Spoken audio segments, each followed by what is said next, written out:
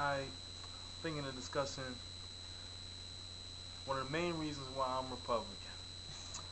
I just I cannot I cannot grasp the concept of paying higher taxes for the success that I worked hard for. I don't think that it's right that a person that may make X amount of dollars has to pay extra more money for this person over here who has the same physical capabilities in most cases to work hard and get where they need to be. But I have to pay taxes for them. So now you're telling me that I'm being punished for my success. What I believe is I think that takes away from the drive of the average American to want to do better if they feel like they're going to be penalized through taxation for paying for other folks.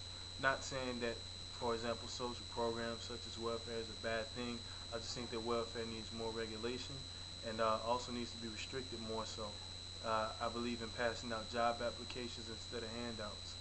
Uh, and basically, it's one thing for me when you tell a person that no matter what you do, I'm going to give you money. That's what welfare is. No matter what you do, no matter how many more kids that you have, as a matter of fact, the more kids you have, the more money I will give you. I see an issue with that. I think that encourages laziness. I think that encourages a person not to want to do anything. Because the moment that you tell a person that there is no consequences for their actions, there is no motivator to do anything positive to progress anything, in my opinion. So that is a huge issue that I have. Not saying the welfare altogether is wrong, because there are some people who actually could benefit from this, from the program.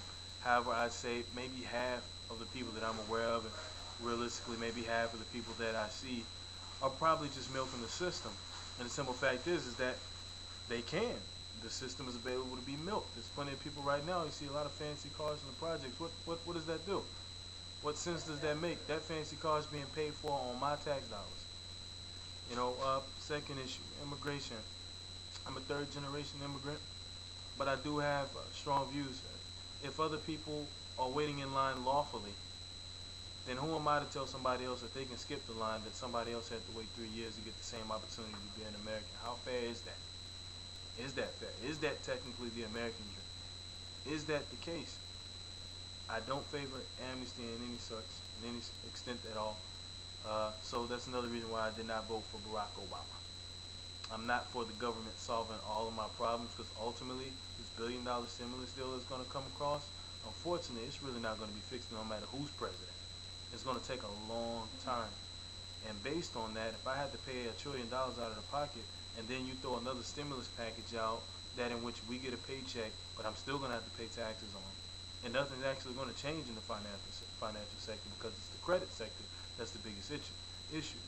If the big companies aren't lending money to other big companies, that's the credit freeze up, and that issue right there. So that's the reason why lending is not taking place. That's the reason why $350 billion have already been lent out now, but the banks aren't being accountable to where actually the money is going, because those banks are hoarding the money for themselves, hoarding the money under the aspect of they know times are going to get tougher, so they need to put more cushion for themselves.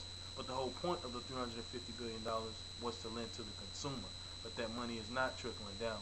That's the reason why I believe it needs more regulation. But we'll go ahead and send this to YouTube for now.